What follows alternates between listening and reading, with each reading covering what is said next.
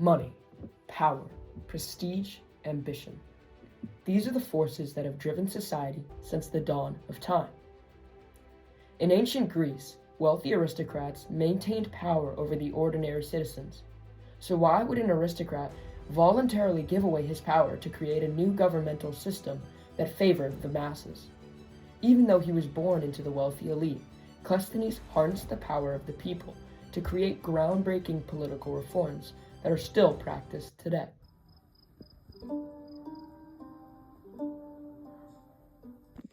The word democracy derives from the Greek words demos, meaning people, and kratos, which is rule. Quite simply, the basic concept of democracy is that the people rule. Cleisthenes was an Athenian statesman who is known as the father of democracy. In the 6th century BCE, when Cleisthenes implemented his reforms in the ancient Athenian political system, he set the foundation of democracy for centuries to come. With his reforms, Cleisthenes furthered the rights and responsibilities of the Athenian citizens by transforming their aristocratic oligarchy into a direct democracy.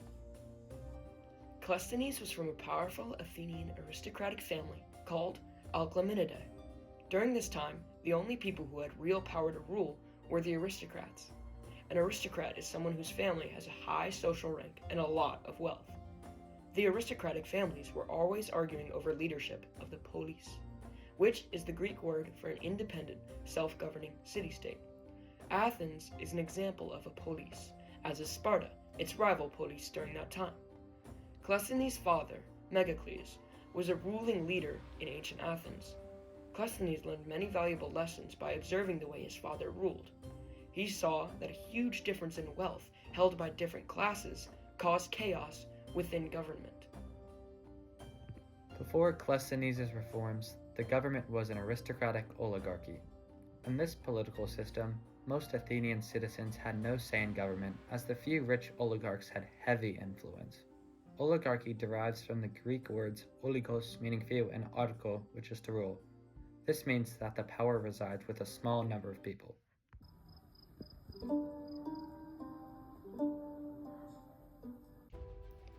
A major turning point in Cleisthenes' life was when he had a conflict with a ruling aristocrat named Isagoras.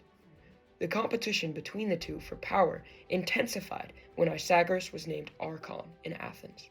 An archon is the chief magistrate of the polis, and he holds religious and ruling power within the society.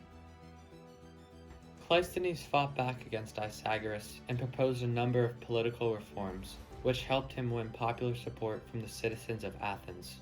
With his power weakening, Isagoras requested help from his ally, the Spartan king. The Spartans sent a small force to remove Cleisthenes from Athens.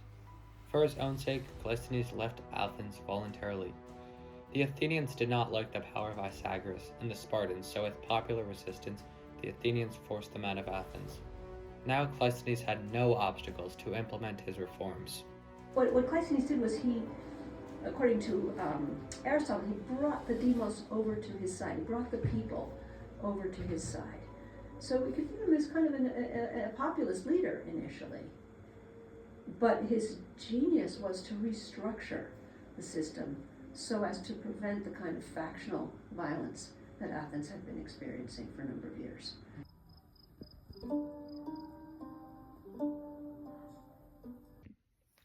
Cleisthenes had the weight of reforming the flawed Athenian aristocracy placed upon him. As such, each major reform was created in the interest of preventing the rise of powerful aristocratic families. Cleisthenes created a direct democracy by putting individual political responsibilities on citizenship of a specified region rather than on membership in a clan. By doing so, Cleisthenes furthered the political rights and civic responsibilities of the Athenian citizens. In Cleisthenes' new direct democracy, each 18-year-old male whose father was from Athens would become a citizen and had the right to vote, the right to participate in the assembly, the right to participate in ostracism, and the freedom of speech. Along with all these rights came the significant civic responsibility of taking part in direct democracy.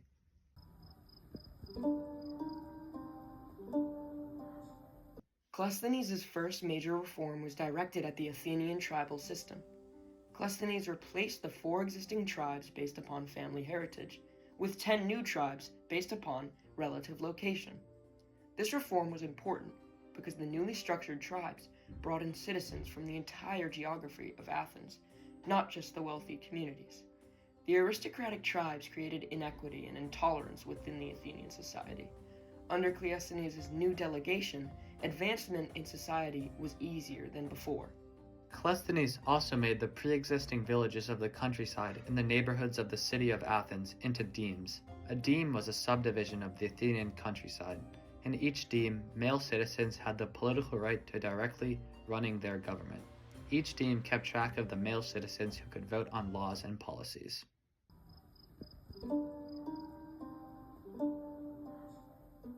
The tribes were a pivotal factor in choosing the committee of a new political and administrative council of 500.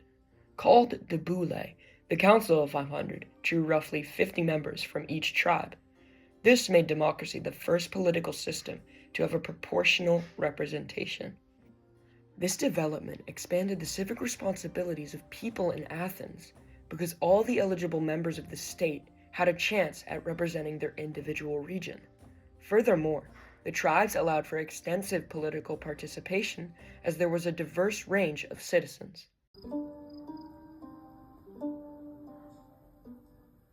Ostracism was one of the most well-known and important reforms. If any leader or individual who possessed political power became too powerful or acted badly, the citizens could vote to exile a person from Athens for 10 years. The man being ostracized wouldn't lose his money, property, or citizenship.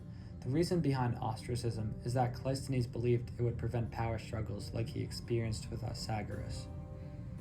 Each year, the men of the ecclesia would decide if they wanted to ostracize a person. In the assembly, each person received a piece of broken pottery called an ostracan, and picked a leader to be banished from Athens. Then everybody placed his ostracan in a big pot. If a man had over 6,000 votes, he would be ostracized for 10 years. Ostracism expanded the civic responsibilities because it encouraged all the citizens to stay up to date with politics and be informed about any figure who held too much power or posed a threat to democracy. By staying up to date, citizens were able to keep the power of the political system neutral. Ostracism maintained the balance in the political system while being a peaceful and nonviolent way to do so.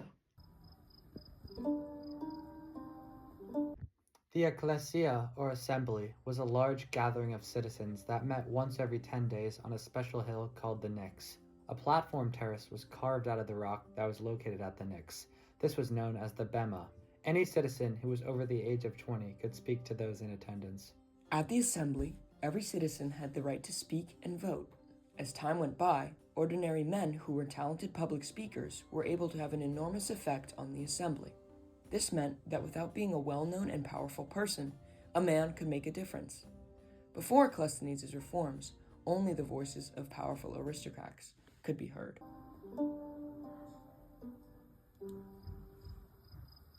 Cleisthenes changed the way Athens was governed and set the stage for democracy as it would evolve over time.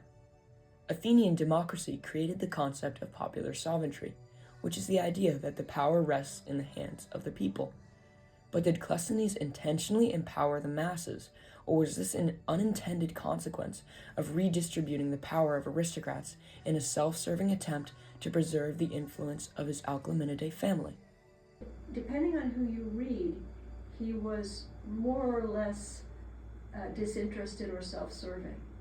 So he seems to have set up a system that would put his family, his clan, in a position of authority and still preserve a lot of aristocratic power and influence. I mean, it's one of the features of democracy that even when you have one person, one vote, there are going to be individuals who have outsized influence.